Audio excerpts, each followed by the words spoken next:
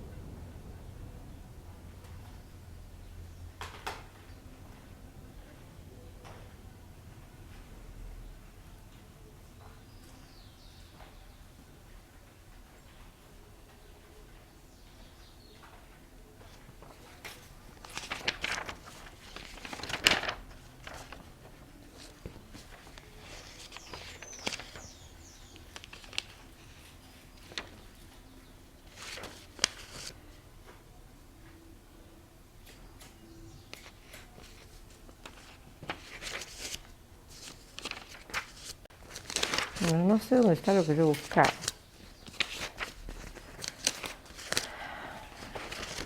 No es esto. Bueno, ahí están las fotos, ¿no?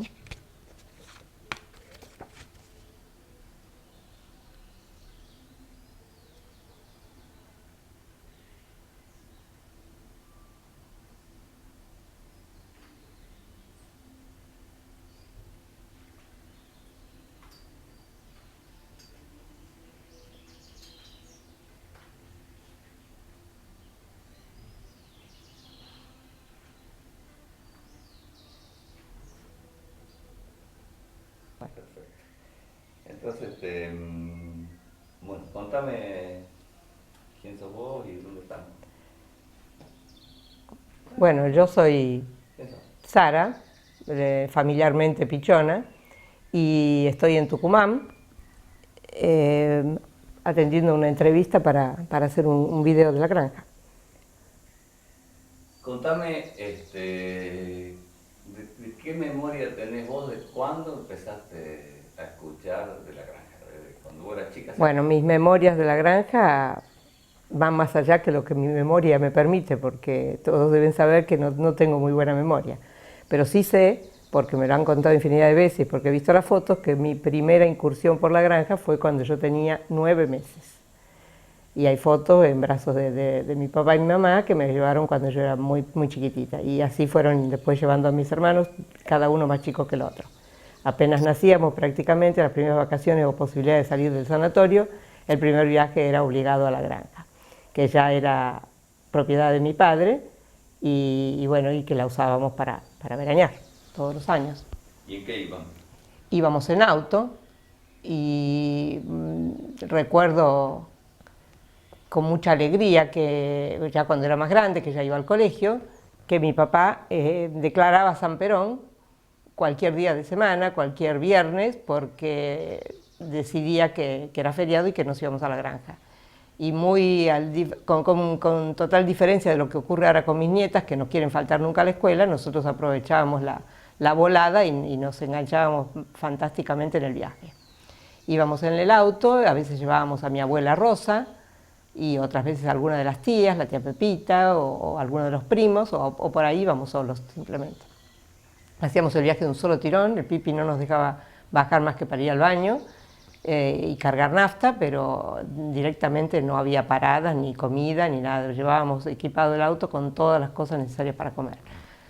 ¿Y qué auto tenía aire acondicionado? No, teníamos unos autos, no me acuerdo las marcas, eran Ford, eran Chevrolet, que era lo único que había, y los vidrios bajos, en verano un calor espantoso, llevábamos hielo, hieleras de telgopor y toallas que la abuela escurría dentro del auto y nos ponía en el cuello o en la cabeza para refrescarnos, toallas mojadas.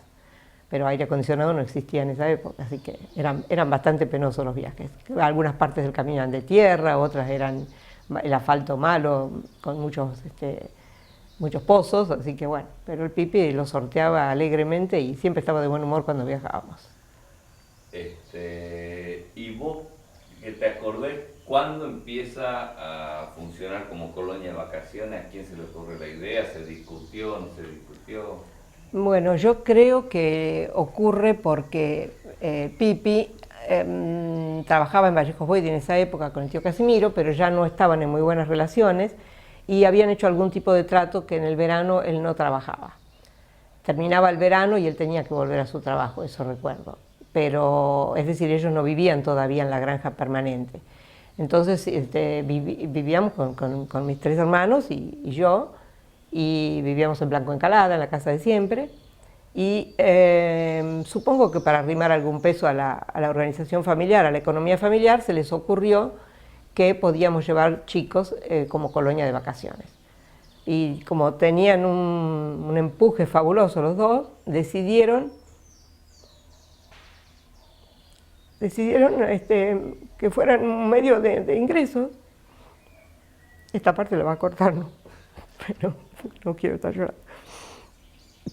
El atractivo de la granja, y bueno, mamá con la ayuda de la tía Negra, que era muy buena para escribir, redactó una especie de reglamento de lo que haríamos en la granja, una especie de miles de folletos había dando vuelta por casa hasta que eligieron alguno, lo llevaron a imprimir y lo repartieron por los colegios, fundamentalmente en el colegio donde nosotros estudiábamos, que era el General Urquiza Day School.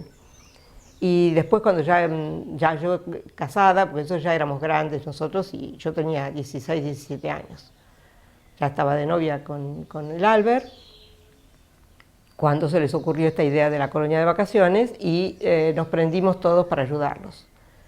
Es decir, no sé, mis hermanos más chicos iban cuando podían, pero yo sí iba todos los veranos y era la encargada de llevar los chicos en el ómnibus, los contingentes, o en el tren. Al principio viajábamos en tren desde Retiro, los padres dejaban a los chicos en Retiro y nosotros los recibíamos ahí, recién los conocíamos ahí, a los chicos no había entrevistas previas ni cosas por el estilo.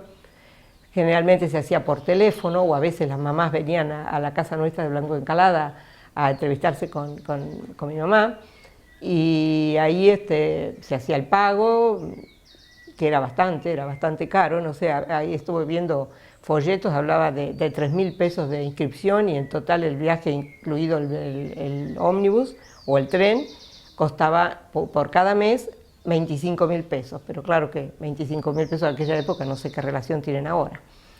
Y los chicos se les preparaba una ayuda a memoria de lo que tenían que llevar y se tenían que ajustar bastante estrictamente a lo que la abuela Sara había decidido, y que eran, por ejemplo, 3 shorts, 2 remeras, 2 pares de zapatillas y nada más, porque si no los padres cargaban terribles valijas, igual que pasa ahora, y que después no había ni dónde acomodarlos, ni en realidad era ropa que molestaba más que otra cosa. Así que llevaban la ropa adecuada y cada chico partía con su valijita y la vianda para el viaje del ómnibus o del tren. Y después ya nos hacíamos cargo nosotros allá de las comidas y de todo lo demás. ¿Y vos más o menos te acordás en qué año empieza esto? ¿De qué año a qué año? ¿Cuánto dura? Yo tengo recuerdos desde el año 55 y duró hasta casi la enfermedad. A ver, espérate, 55, sí. No recuerdo porque Bali murió en el 65. ¿Cuándo murió Bali? No me acuerdo, en el 68. No.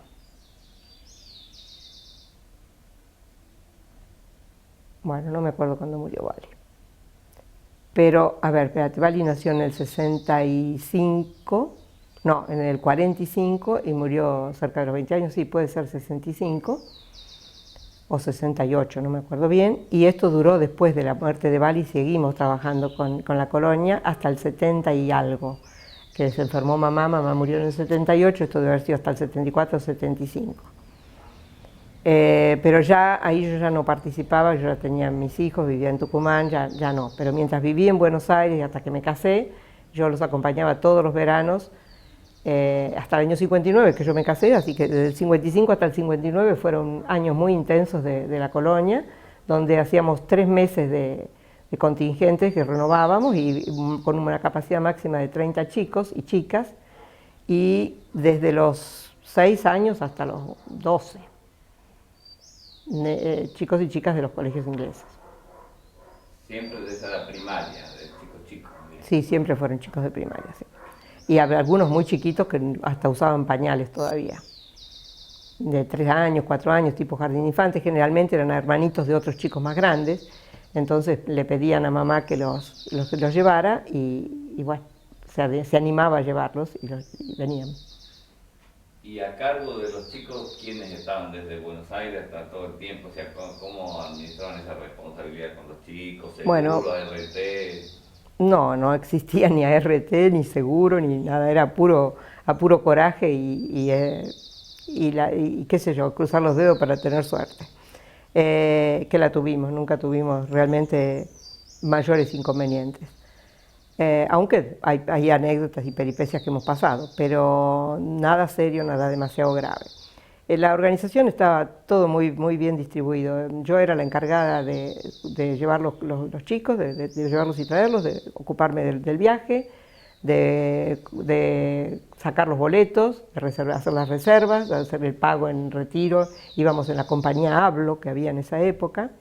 Y bueno, ya era nuestra compañía de confianza y cuando ya el tren dejó de funcionar bien, empezamos a ir en el Hablo, que iba directo hasta Altagracia, porque antes de eso había que hacer transbordo en Córdoba. Cuando íbamos en tren teníamos que hacer transbordo en Córdoba y teníamos que tomar un ómnibus local, que no me acuerdo cómo se llamaba, Preso Altagracia o algo por el estilo, Cotagl se llamaba, una sigla que no sé qué era, y era un ómnibus pequeño que nos llevaba hasta Altagracia. Luego de Altagracia a La Granja, a veces conseguíamos un ómnibus viejo de esos de tipo bañadera y otras veces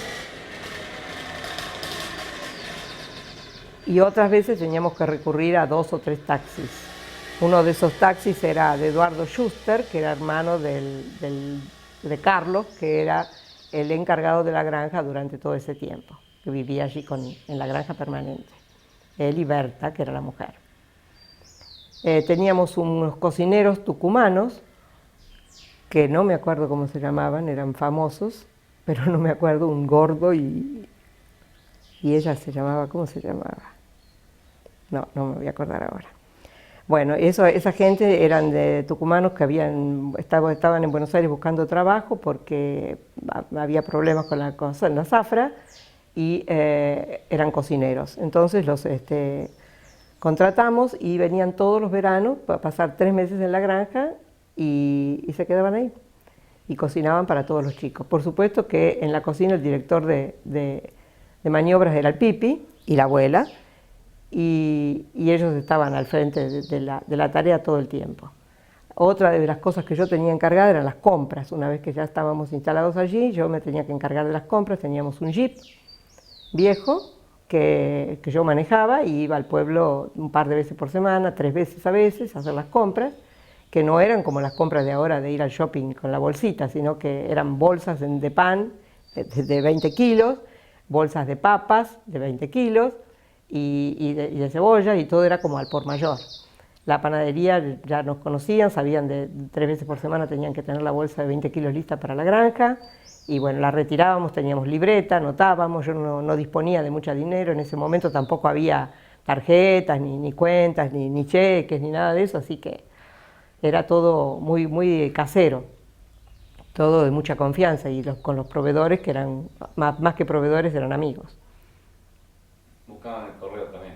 Buscábamos el correo, a los chicos le escribían y a nosotros también nos comunicábamos por carta, que era el único medio de comunicación, además del teléfono, pero nosotros en la granja no teníamos teléfono. En una época hubo un teléfono que no sé muy bien cómo funcionaba y no duró mucho tiempo, funcionaba de noche nada más, pero lo común era la estafeta del correo, que teníamos una casilla de correo 85, que la tuvimos por años, y bueno, buscábamos la correspondencia allí que les mandaban a los chicos.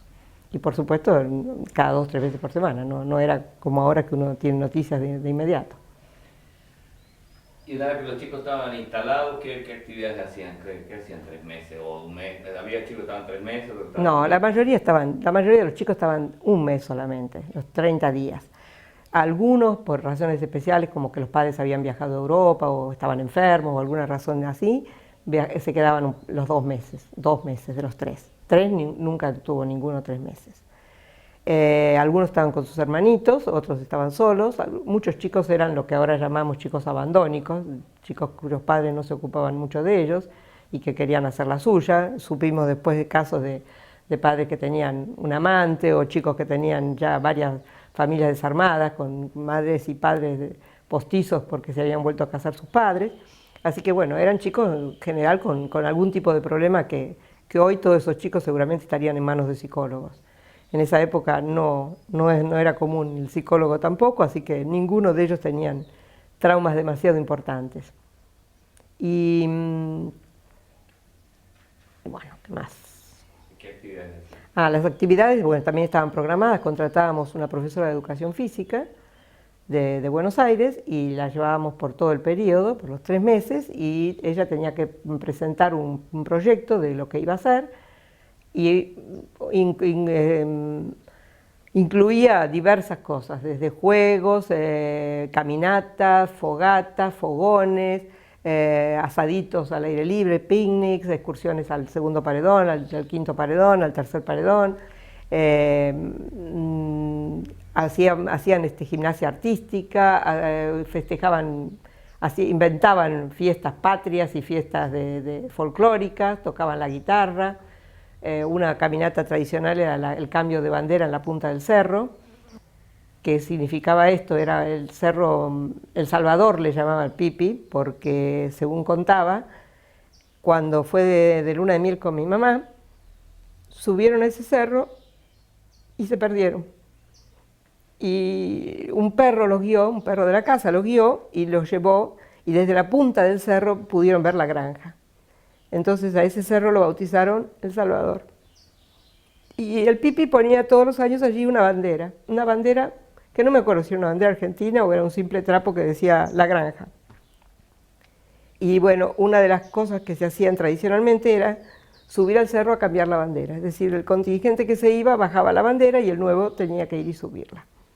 Así que eso era una de las excursiones tradicionales. A veces también hacíamos excursiones al pueblo, que era una caminata de 8 kilómetros, y lo hacíamos normalmente con todos los chicos. Los más chiquitos caminaban a la par de los más grandes, había que cruzar 3 arroyos, estaban ya dispuestas piedras para pasar por los arroyos, siempre pasaba, por supuesto, que alguno se caía y se mojaba las zapatillas, y llegábamos al pueblo, comíamos un helado o íbamos a comprar helado. A veces íbamos a comprar helado, íbamos con un palo entre 2 personas y colgábamos ahí un tacho de 20 kilos de helado y veníamos caminando con los helados para comerlos en la granja.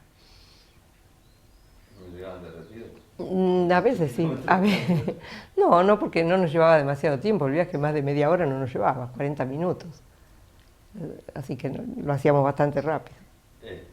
Yo me acuerdo, bueno, a ver, contá de lo que te acordás de nosotros, tus hijos incorporados a esa colonia. No me acuerdo demasiado de la participación de mis hijos en la colonia, porque como decía recién, creo que yo ya no me hacía cargo de la colonia en sí, y no sé si yo estaba ocupada en las tareas con mi mamá en la cocina o haciendo otras cosas, que la verdad que no tengo demasiados recuerdos de ustedes, pero supongo que sí que jugaban con todos los chicos y que lo pasaban bárbaro. Hay fotos de ustedes, por supuesto, integrados a la colonia, pero no tengo realmente muchos recuerdos de lo que hacían ustedes. Pero íbamos todos los años, lo que quiere decir. Sí, eran las vacaciones familiares obligadas. Yo creo que hasta que murió mi mamá o por ahí, no sabíamos lo que era salir de vacaciones a otro lado, que no fuera la granja. En mi vida de soltera, de hecho que no conocí, creo que ni Mar del Plata, siempre era la granja, y por otro lado no añorábamos otra cosa y la disfrutábamos y esperábamos las vacaciones con muchísimas ganas, ¿no? Íbamos en las vacaciones de invierno, íbamos en Semana Santa, íbamos en cualquier feriado de 2 o 3 días que hubiera. Por supuesto, desde Buenos Aires no era eran 8 horas de viaje, creo, 8 o 10 horas de viaje. ¿Y reencuentros de chicos, pandillas que se reencontraban, había bastante o era muy rotatorio? ¿Gente que iba y volvía todos los años? No, algunos chicos iban un año y después dejaban de pasar un año de por medio sin ir, volvían a ir y se acordaban con mucho cariño. Las recomendaciones eran muy de boca a boca, porque justamente volvían encantados los chicos de la colonia y de la atención de mi mamá, a quien llamaban todos tía Sarita, y a mi papá lo llamaban tío Arturo. En esa época todavía no se llamaba Pipi, y entonces los chicos le decían tío Arturo y tía Sarita. Y bueno, realmente eran muy, muy cariñosos con los chicos, se ocupaban hasta de las más mínimas cosas. Mi mamá era una enfermera de primera, no porque fuera enfermera, sino porque se había acostumbrado a tratar con los chicos y a curar cualquier pequeñez que tuvieran, dolores de panza o de cabeza o heriditas menores o picaduras. Ella tenía remedio para todo y los curaba, tecito de una cosa y tecito de otra y un poco de cariño, y los chicos ya se sentían bien. El besito de las buenas noches era famoso, no dejaba de darle un beso a cada chico y arroparlo antes de irse a dormir. Los chicos dormían en habitaciones separadas, los varones de las nenas. En las habitaciones que nosotros llamábamos de abajo, que eran las grandes, ahí dormían los varones, y eran camas cuchetas. En cada habitación había 4 camas cuchetas y en algunas 2 camas simples, y había puerta intermedia, entonces 2 habitaciones se comunicaban, y bueno, ahí hacían las mil y una guerra de almohadones y bueno, todas las cosas que saben hacer los chicos de travesura. Se escapaban de noche, pero mi mamá prácticamente era como un sereno, recorría la casa hasta que no estaba dormido el último chico, no se iba a dormir ella, así fuera la hora que fuera, ¿no? Y, a ver, yo tengo algunos recuerdos que te voy tirando a ver si me corregís, ¿no? Por ejemplo, tengo recuerdos de que se organizaban por tribus los chicos, o sea, que había como grupos que hacían competencia de fútbol, los Sioux, los Charrúas. ¿Te acordás algo de eso? ¿O ya en la parte de que lo que se decían las profesoras? No, yo eso no participaba en eso. Sabía que lo hacían, pero no tomé parte en ese tipo de organización. Sabía que eran... Y de las tareas de limpieza, ¿cómo se organizaban? Bueno, había la señora del cocinero, digamos, y le daba una mano a mamá, pero los chicos se hacían su cama y limpiaban su cuarto, digamos. Había uno por día encargado de barrer y de acomodar. Cada uno tenía obligación de acomodar su ropa. Tenían estantes en los viejos armarios de la granja, donde poníamos un cartelito con el nombre de cada chico, de acuerdo al espacio que disponíamos, y allí tenían que tener la pila de su ropa. La ropa también tenía que venir marcada con su nombre y apellido para después poderla devolver. Y la ropa se lavaba en la granja, que no había lavarropas, había una señora que lavaba la ropa ahí contratada, y bueno, se planchaba también y se acomodaba la ropa de vuelta en sus estantes, para que cuando tenían una listita con todo lo que habían traído pegada en la valija, y cuando volvían tenían que recuperar todas sus cosas. Entonces los chicos se hacían responsables de eso, y de lo único que no les hacíamos hacer, digamos, porque además no querían los chicos, era la limpieza de los baños. Pero tratábamos de que los tuvieran prolijos y ordenados todo el tiempo. Yo me acuerdo que había una agenda ahí por turno. Sí. Me acuerdo de la palabra lampazo, porque las eran barrer, lampazo. Claro, lampazo era pasar el trapo. No sé, se decía así. Era el mechudo. No era el mechudo. ¿Era el mechudo? A mí me parece que era el trapo de piso directamente, con el aragán. Lampazo es una palabra que, no sé, mi papá me parece que la usaba, que venía de la colimba. ¿Y la pileta? La pileta, bueno, la pileta la hicieron cuando compró la granja. El Pipi era toda de piedra y el agua que entraba directamente venía del arroyo, entraba y salía por diferentes agujeros, entraba del arroyo y volvía al arroyo por otro tubo, y no tenía ningún sistema de filtros, ni de cloración, ni de nada. Así que realmente no sé por qué no se pudría el agua, pero en general estaba siempre bien. Y lo que recuerdo yo, que estaba muy fría, porque claro, el agua era de vertientes, así que no había forma de que se calentara, sobre todo que era agua corriente permanente. Pero los chicos no tenían ningún problema y nadaban, aprendían a nadar en la granja. También eso era tarea de los profesores, enseñarles a nadar y cuidarlos en la pileta. Nunca tuvimos cerca ni vallas en la pileta y afortunadamente tampoco ningún accidente con ningún chico. Algún susto nada más, pero nunca pasó a mayores. Así que bueno, en ese sentido creo que los chicos estaban como muy libres y con mucha autonomía para moverse dentro de ciertos límites, de ciertas normas, por supuesto. Recuerdo, bueno, como anécdota así de lo más grave que nos pasó, un chico que hubo que operarlo de apendicitis, un chiquito como de 12 años, los padres estaban en Buenos Aires y bueno, empezó con un dolorcito, un dolor de panza, lo llevaron al médico y el médico inmediatamente dijo, esto es una apendicitis que se puede volver peritonitis en cualquier momento, hay que llevarlo a quirófano ya mismo. Y mis papis quisieron llamar a Buenos Aires en ese momento para consultar con los padres y no consiguieron comunicarse y bueno, tomaron la decisión de operarlo sin que los padres supieran. Después hablaron con los padres, una vez ya operado, por suerte todo salió bien, y agradecidísimos de por vida de lo que habían hecho por ese chico y del riesgo que habían corrido de someterlo a una operación sin permiso de los padres, ¿no? Siendo un menor de edad. Eso fue lo más serio que nos ocurrió, porque otro tipo de accidentes, más de 1 o 2 puntitos que había que darles, teníamos ya a nuestro médico de confianza, el doctor Carignani, médico de niños, que ya sabíamos que cualquier cosa que nos pasara con los chicos teníamos que recurrir a él. De los proveedores así de Altagracia, ¿te acordás de los nombres? ¿Te acordás de los negocios donde compraban esto, compraban aquello, compraban lo otro? No, me acuerdo, de los proveedores me acuerdo únicamente, si tuviera que ir, creo que sabría ir exactamente a cada uno de los lugares, pero los nombres no me acuerdo mucho. Teníamos nuestra panadería de confianza, que no me acuerdo si eran López, los López de la panadería, y después me acuerdo dónde comprábamos el carbón, el súper, fueron cambiando, los negocios en Altagracia fue creciendo mientras tanto y bueno, fueron cambiando, pero no, seguramente si tuviera Alex podríamos acordarnos muchos más nombres y cosas, pero yo no me acuerdo mucho. Y anécdotas de padres hinchapelotas, que se aparecieran, que fueran a joder, obsesivos. Con respecto a los padres, bueno, siempre nos pasó lo mismo. Sí tenían permitido, estaba dentro de la contratación, digamos, la posibilidad de que vinieran a visitarlos, a los chicos, para que vieran cómo estaban. Nunca más de 24 horas, digamos, o podrían eventualmente quedarse en algún hotel en el pueblo y volver al día siguiente a verlos y almorzar con nosotros.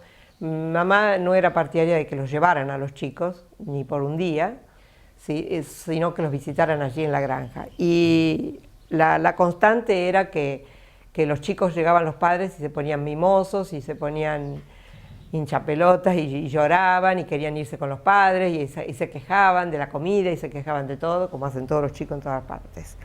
Pero cuando no se daban media vuelta a los padres y ya se acababan las extrañezas y los llantos y se ponían a reír y estaban contentos y no pasaba nada.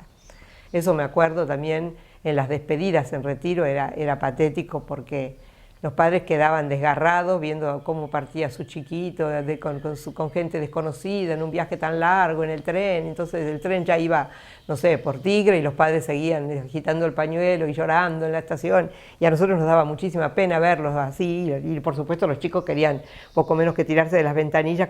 Costaba ese momento, era tremendo. El despegue era muy, muy duro para nosotros y para ellos. Pero no habían llegado a Tigre, que los chicos ya estaban en lo suyo, ya se habían hecho amiguitos del chico que estaba enfrente, o de los compañeritos de al lado que no se conocían, generalmente chicos que no iban con amigos, cada uno era solo. Y bueno, pero rápidamente entablaban conversación y se olvidaban por completo de los padres. Era una lucha permanente, porque había días que había establecido mi mamá para que los chicos escribieran a los padres. No sé si era 1 o 2 veces por semana que tenían que escribir porque los padres estaban desesperados esperando noticias. Y entonces era la hora de la escritura, todos sacaban su bloc de cartas y su lápiz y se ponían a escribir y bueno. Y ahí tenía que estar yo, o si estaba alguna de mis primas, Ana María, por ahí, o no sé quién, o Araceli o alguna, teníamos que ayudar a los chicos a ver qué le podían contar a sus padres para que escribieran. Y más de uno se rebelaba y poco menos que obligación escribir a los padres porque no querían saber nada. Era un peso grande para ellos escribir esa cartita, era como hacer los deberes y no les gustaba. Y sí esperaban cartas de los papás, por supuesto, encantados, y a veces teníamos que hasta sobornarlos con algún caramelo extra a la noche o un chocolatín para que escribieran a sus papás sabiendo que ellos estaban desesperados por noticias. ¿Tenía nombre? ¿Cómo se presentaban comercialmente? ¿Cuál era la cara legal? Y yo estaba buscando aquí entre las cosas que uno guarda, los recuerdos, y encontré una especie de póster, sería, que mi mamá ponía en los colegios para atraer clientes, porque generalmente lo hacía a través de los colegios. Eso era lo que le daba seriedad a la cosa. Conversaba con los directores del colegio y les ofrecía este programa, y los directores, teniendo ya confianza en la granja, lo ofrecían a sus alumnos y a sus padres. Y se llamaba Residencia Infantil La Granja, así de simple, para un veraneo inolvidable. Y tenía una foto con todos los chicos en fila india en el borde de la pileta. Y después teníamos otros folletos donde decía las actividades: gimnasia, deportes, natación, equitación, caminatas, reuniones culturales, excursiones, concursos de capacidad y habilidad, competencias dirigidas por una profesora de educación física. Los niños están bajo el cuidado de celadores especiales y bajo el control y supervisión de la señora directora. La señora directora era la tía Sarita y la celadora especial era yo, creo. Comodidades: 10 dormitorios con 4 baños instalados, amplio comedor, sala de estar, gran parque de 6 hectáreas con árboles frutales, juegos infantiles, gran pileta de natación, luz eléctrica, agua corriente, etc. En realidad era todo cierto. Edad de admisión de 4 a 12 años, decía. Y las salidas eran por turnos de 28 días, del 3 de diciembre al 20 de diciembre, volvían para pasar las fiestas en Buenos Aires, y el del turno de enero y febrero eran del 3 al 28 de cada mes. Acá en este que tengo en la mano, el precio del turno era de 30.000 pesos, moneda nacional, dice, viaje incluido. Y informes de inscripción en el colegio o telefónicamente a 733088. No recuerdo ese número de quién era, debe haber sido de tía Pepita, porque el nuestro era 8231, así que no sé quién era. ¿Tía Pepita, que era maestra de la escuela? No, tía Pepita era la tía Pepita, nada más, pero colaboraba siempre con mamá, siempre tenía muy buena onda con mi mamá, y la ayudaba en todo lo que fuera apoyo desde Buenos Aires. Después dice: como el año anterior, la dirección de esta escuela también ha pensado en ello. Velando siempre por la salud física, moral y espiritual de sus alumnos, les ofrece la oportunidad de veranear en la Residencia Infantil La Granja, Sierras de Córdoba, dirigida por la señora Sara Vallejo de Corstange, quien, secundada por personal especializado, los rodeará de todo el cariño y cuidado que les brinda en su propio hogar. Parece ser que me había hecho directora en esa época, no me acordaba. Y los parientes, los hijos, nosotros, ¿quién más iba? Bueno, amigos, la granja seguía teniendo en paralelo como lugar de recepción de amigos, ¿o estaba vedado para los primos? No, durante la época de Colonia, el Pipi y la abuela trataban en lo posible de que se circunscribiera al negocio y a los chicos. Al negocio, que no era un negocio, porque jamás ganaron un peso con la granja. Yo creo que entre las entradas y salidas quedaba alguito como para decir: los Vallejitos vivíamos de eso en estos 3 meses de verano. Pero no era un buen negocio, porque pienso que porque nunca fueron muy buenos comerciantes, ni mamá ni papá. Gastaban mucho más de lo que cobraban les permitía, digamos, no ahorraban en comida, ni en Coca-Cola, ni un domingo factura, o salidas extras, aunque costara un poco más, en fin, no se fijaban en los precios, y bueno, a la hora del balance nunca llegaban a tener un excedente importante como para decir: esto fue un buen negocio. Nunca lo tomaron así. Yo creo que era un muy buen entretenimiento para ellos, y algo que les renovaba el espíritu todos los años. ¿Y para las fiestas que se iban los chicos? Y se iban los chicos y nosotros nos quedábamos en la granja, y ahí sí, por ahí hacíamos la Navidad en la granja, y ahí venían los primos, los tíos, y nos juntábamos una barra a pasar la Navidad, hasta que volvía el próximo contingente. Era en realidad nuestra semana de vacaciones, porque realmente trabajábamos mucho, ¿no? Cuando estaba la colonia era un trabajo muy arduo. Yo recuerdo que nos íbamos a dormir a las 12, 1 de la mañana, terminando la cocina, esperando que se terminaran de lavar los platos y acomodar todo.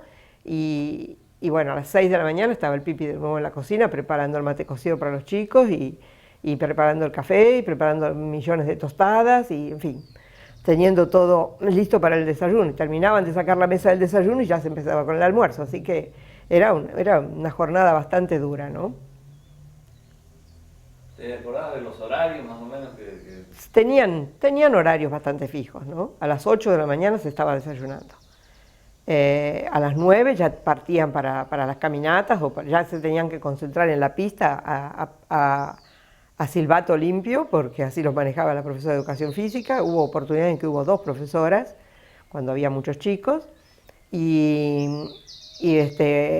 los llamaba con un silbato y se concentraban en la pista, y de ahí ya empezaban a hacer sus actividades. Los organizaba para hacer sus actividades, tipo 11:30 iban a la pileta, que era lo último que se hacía durante la mañana, y luego de estar una media hora, 40 minutos en la pileta, 12:30 tenían que estar listos con las manos lavadas y acomodados para almorzar.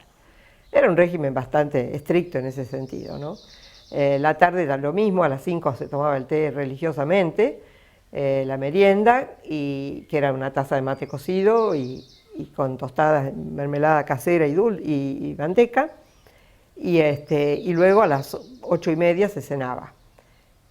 Y después de la cena también había algún tipo de actividad, como para esperar que se hicieran las 11 de la noche, hora que ya todo el mundo tenía que estar en la cama.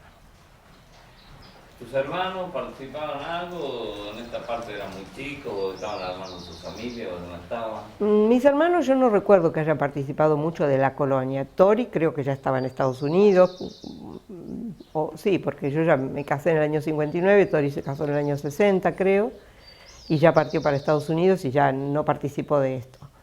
Y Alex y Bali, bueno, eran chicos. Yo creo que participaban como parte de chicos de la colonia o como chicos más grandes que ayudaban, pero no recuerdo que tuvieran tareas específicas ni que ningún rol importante. Supongo que de apoyo al Pipi, pero yo me recuerdo a mí misma como gran protagonista de esa parte y como buen apoyo, digamos, que me gustaba. Por otro lado, lo hacía con mucho gusto. Y la parte legal, permiso, seguro, representante legal, abogado, contrato, cuentas, balance. Estamos hablando de hace aproximadamente 35 años. Es increíble lo que este tipo de cosas ha cambiado. No sé si para bien o para mal, pero cierto es que en esa época no es que no hubiera, yo calculo que las grandes empresas tendrían seguros y tendrían todo tipo de cosas, pero no había ningún ente que fiscalizara este tipo de actividades, así que nosotros éramos totalmente libres. No teníamos ningún tipo de seguro, ni de incendio de la propiedad siquiera, que yo sepa, nunca hubo. Tampoco había seguros de accidentes para los chicos, salvo que hubiera de las mismas compañías de transporte que lo hubieran establecido dentro del precio del pasaje. Pero nosotros no contratábamos ningún seguro adicional. Y tampoco los chicos tenían seguro de salud. Por ejemplo, no existía lo que tenemos ahora todo el mundo, la obra social. Así que venían a la deriva de que todo les fuera bien y no hubiera más que un resfrío o cosas por el estilo. Y más, en el caso de la operación que conté de este chiquito que lo operaron de apendicitis, se pagó efectivo, un peso sobre peso, y supongo que los padres después se lo habrán devuelto al Pipi ese dinero, pero nadie preveía que una cosa así podía estar cubierta de alguna manera. No existía.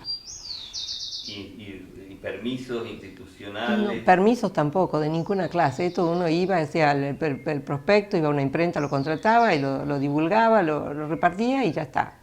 Y venían a casa y pagaban, le dábamos un recibito caserito hecho a máquina nomás, o de esos que venden en la librería, y eso era todo. ¿No se firmaban contratos? No, nada de nada, no se firmaba nada y se cobraba absolutamente todo por adelantado. 10 días antes del viaje tenía que estar pagado el viaje, así que no había clavos, no había deudas, no había ningún tipo de cosa en ese aspecto. Era muy sencillo, digamos. ¿Y alguien llevaba las cuentas? Y sí, mamá llevaba las cuentas, pero bueno, siempre las terminaba empatando. Ella era tenedora de libros, había estudiado en su escuela, había estudiado algo de comercial, creo, y bueno, tenía alguna habilidad para eso y era prolijita, pero nada más que eso. De eso no tengo recuerdos, no hemos guardado realmente esa información, si es que había, nunca la hemos visto. No, eso se ha perdido si es que había algo.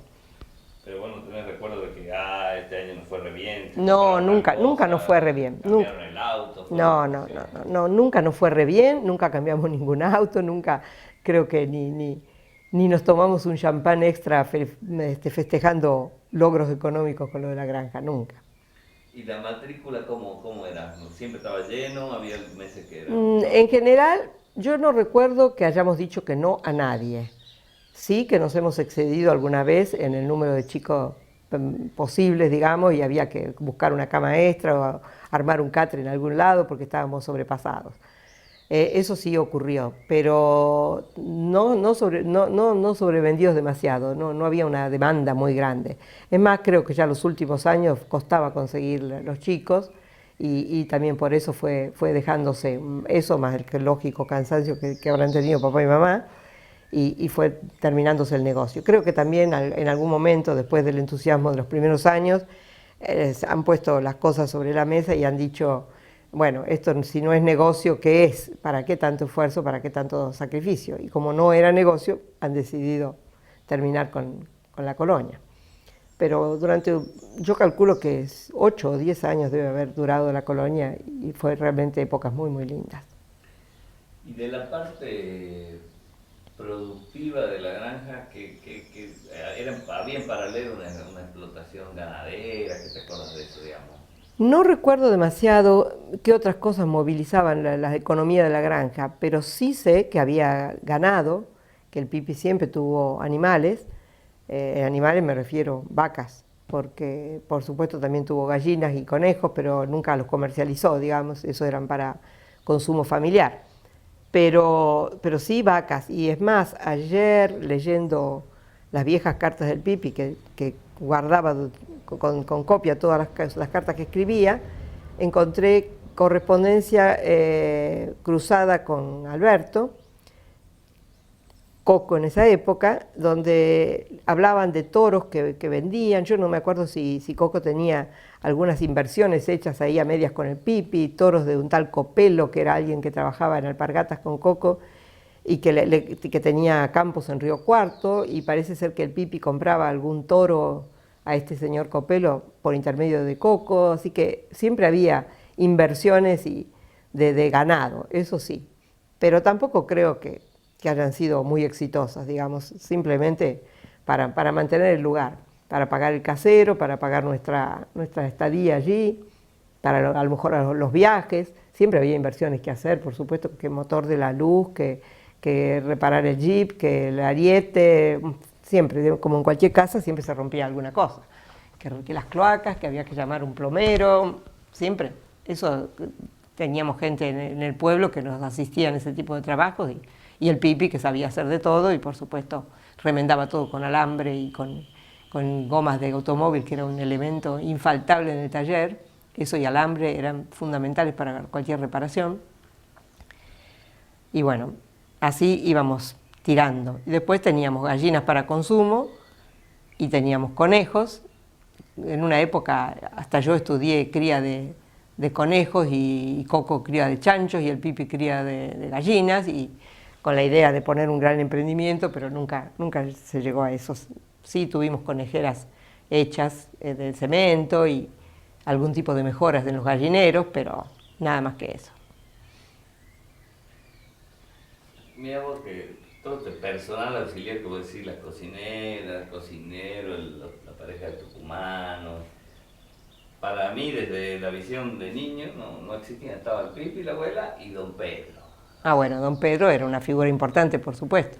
Don Pedro Iriarte, que estuve buscando fotos y no sé, yo por lo menos no tengo una foto de don Pedro Iriarte. Encuentro entre el Pipi, para. ¿Ahí está? Bueno, entonces, ¿qué te acordás vos de los encuentros entre primos? ¿Cómo era esa convivencia? ¿Cuándo se juntaban? ¿De qué edades? Bueno, con los primos, en realidad todos deben tener buenos recuerdos de la granja porque todos han ido en una o más oportunidades. Yo me acuerdo mucho de algunas estadías de Marita, por ejemplo, que agarraba la guitarra y cantaba. En una época andaba medio afilando con Rodito y bueno, ahí había noches que nos quedábamos en la pista, nos acostábamos en las hamacas, en las reposeras, nos tapábamos con una mantita porque en Altagracia siempre de noche refresca y nos quedábamos hasta las 3, 4 de la mañana cuando ya éramos adolescentes, 14, 16, 17 años. Y después me acuerdo también de temporadas del noviazgo de Araceli y Chicote, que también estuvieron en la granja una buena temporada. Tengo imágenes de Araceli en las hamacas que estaban cerca de las habitaciones de abajo y Chicote hamacándola.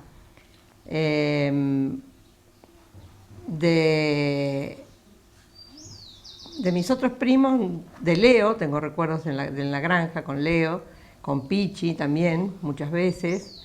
De María Angélica no tengo recuerdos, por ejemplo, en la granja, ni tampoco de Marta, sí de sus padres, de la tía Mariquita, que iba todos los años, de tío Manolo, pero no de las chicas. ¿De quién más? De los chicos más chicos, por ejemplo, María Cristina y Carlos Alberto, no sé si han llegado a estar en la granja, porque ya el papi estaba enemistado con el tío Casimiro y ya no iban ellos. De Ana María ha ido alguna temporada también con tía Laura y con tía Amadeo, con Jorge y Pinky, con los chicos de ellos. Pasábamos unas temporadas lindísimas, nos íbamos al segundo paredón, hacíamos picnic en el segundo paredón, íbamos con el jeep y nos quedábamos ahí hasta la medianoche. Los papis nos daban en ese sentido una gran libertad y podíamos andar por donde se nos daba la gana, nadie nos decía nada mientras volviéramos a una hora razonable. Los amigos también han estado prácticamente todos en la granja. Mi amiga Karen estuvo en la granja, que era una chica finlandesa que vivía en Blanco Encalada frente a mi casa y éramos muy, muy amigas. Se fue cuando tenía unos 15 años, pero hasta ese momento muchos veranos hemos ido a la granja. Ella se debe recordar también. Mi amiga Beatriz Pisorno también fue muchos años a la granja. Los amigos de Coco, Cacho Blanco y el Bubi. El Bubi, ¿cómo se llama de apellido este chico? Scheller. ¿Cómo? Scherer, sí. Matilde y Miguel Scherer. Ellos han ido varias veces también. Bueno, jugábamos a las cartas hasta altas horas de la noche, jugábamos a la batalla naval, era uno de los juegos predilectos en esa época, y esos a veces jugábamos en el parque, en la mesa de cemento debajo de los perales. En la granja había toda clase de juegos de salón y de pelota y de todo, así que bueno, siempre teníamos alguna cosa. Jugábamos a ese juego con arquitos, que no me acuerdo cómo se llamaba, el croquet, que teníamos también un croquet y jugábamos muchísimo con eso. Eran realmente épocas muy sanas, muy, muy lindas. Te cambio la batería. ¿Cómo era entonces? ¿De los vecinos? No. De los vecinos de la granja, bueno, había vecinos, pero no éramos amigos, digamos, pero sí teníamos algún contacto con ellos, sobre todo con Marcos Quintero, que vivía en los fondos más atrás de los Alelicucos, cerca de una vertiente muy linda que había ahí, y tenía un ranchito allí y un corral para animales, y que los encerraban allí y los marcaban. Y eso, bueno, siempre íbamos a ver, era una fiesta, a ver cómo marcaban los animales en lo de Marcos Quintero. Ese hombre después se murió de mal de Chagas, que nosotros nunca supimos que estaba enfermo realmente. Luego había unos vecinos delante de él, que era el doctor Bisone, que era el dueño de una casa muy, muy linda de piedra, que no sé qué se hizo, hace mucho tiempo que no la he vuelto a ver, que tenía una tranquerita y decía Los Alelicucos. Y eso yendo para el quinto paredón. Y para el otro lado, para el lado del segundo, estaban bueno, la casa de Grisia, que compró el Pipi después, que eran de unos italianos que la empezaron a hacer y la dejaron a medio terminar. Y luego venían directamente ya los campos de los Pelufo, que eran dos hermanos médicos de Entre Ríos, Ángel y Antonio Pelufo, y también tenían una tranquera de piedra muy importante, y la finca de ellos estaba bastante más adentro. Nosotros nos hicimos más amigos de los de Antonio Pelufo, que con Rina, una italiana que cantaba ópera, tenía una voz muy linda, y muy linda mujer, una linda mujer, y tenía sus hijos, éramos amigos de todos ellos. Tori sobre todo era muy amigo de Claudio, que después murió en un accidente de automovilismo, y de Vivi, que todavía, bueno, sigue siendo amiga de la familia. Una gente que tuvo una vida muy trágica, realmente, muchas muertes y suicidios y demás.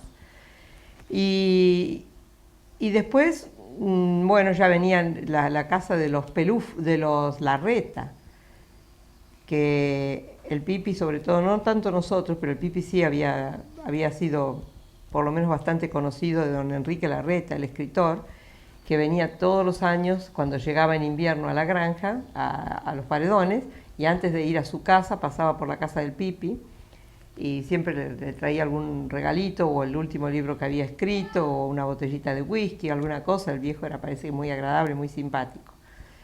Y uno de los hijos de él también, que es el que después fue dueño del resto de la propiedad, uno de los Suberbuller, hijo o yerno debe haber sido del viejo Larreta. Y bueno, esos eran después estaban los Chavero, Pocha Chavero, y el señor, que no me acuerdo el nombre de él, el Chavero. Ella era planchadora y lavadora de ropa, bandera, y vivían más hacia el primer paredón. Y también estaba allí una chica que se llamaba Josefina, que bordaba, que era una maravilla. Me acuerdo que la abuela la admiraba cómo bordaba. Ella era empleada de los Suberbuller, y vivía en una de las residencias esas majestuosas de ahí, tipo castillejos que tenían los Larreta en su finca. Y venían todos los inviernos, se visitaban con mamá, toda esa gente que vivía como cuidadora de los chalés de los Larreta eran amigos del Pipi y de la abuela, y los apreciaban mucho. Y después ya realmente no había más vecinos. Bueno, los Schuster, que habían sido los originarios dueños de la granja, sí fueron primero caseros de la granja muchos años, y después se fueron a vivir a Altagracia, y el Pipi seguía manteniendo relaciones con ellos hasta el final, y con los hijos de ellos. Y después, bueno, el resto de la gente del pueblo, ya en la ciudad de Altagracia. Dentro del campo, digamos, de los Paredones, no había más vecinos. No había ningún otro vecino ahí.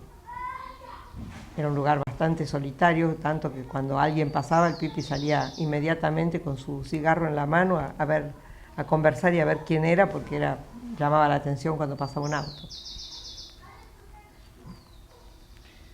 Bueno, alguna cosa, acomodate el micrófono para que no roce la ropa. ¿Cómo que no roce? Que no raspe. Yo te pregunto y que te acordás o tenés ganas de decir o agregar.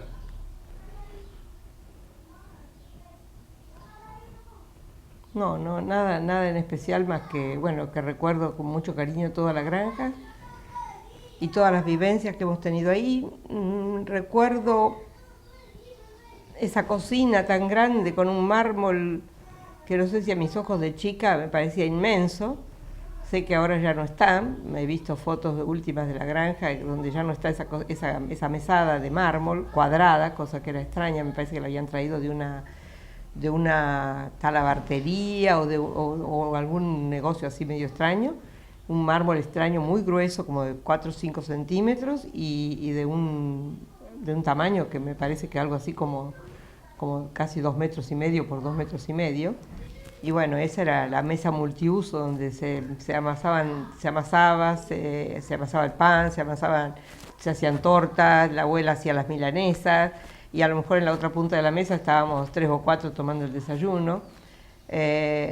Aunque si bien la vivíamos mucho esa cocina, pero el Pipi y la abuela preferían que siempre las comidas se hicieran en el comedor, preferían poner la mesa bien puesta y que nos sentáramos todos en el comedor. A Pipi sobre todo le molestaba que estuviéramos comiendo en la cocina, pero sí era inevitable que estuviéramos ahí todo el día acompañándolos a ellos.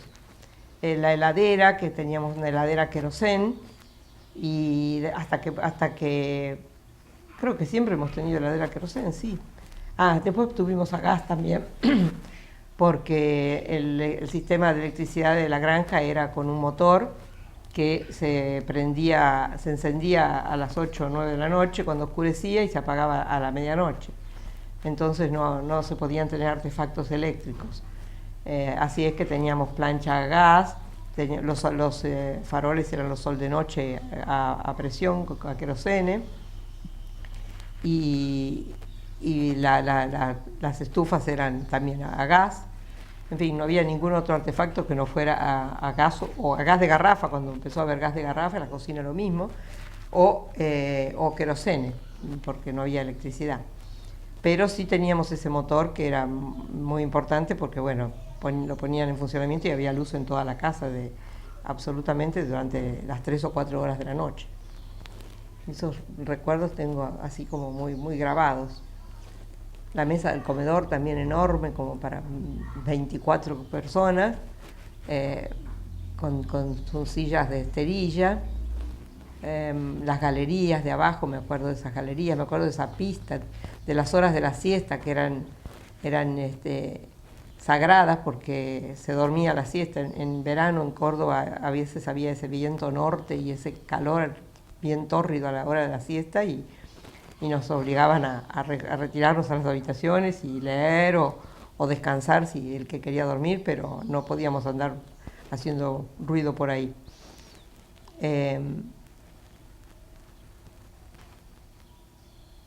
Después tuvimos televisión también, pero también así como te digo, de noche nada más. Escuchamos por la radio, eso me acuerdo, la aparición o el aterrizaje, digamos, del hombre en la luna, que fue una cosa que nos ponía los pelos de punta, no podíamos creer, estábamos todos pegados a la radio escuchando, nos parecía una cosa tan imposible. Y bueno, y contraponemos a eso la sensación que tienen los chicos de ahora de llegar a otro planeta como si fuera una cosa de todos los días. Eso fue muy lindo verlo desde allí. Las navidades en la granja también imborrables. En fin, se atropellan los recuerdos, son miles.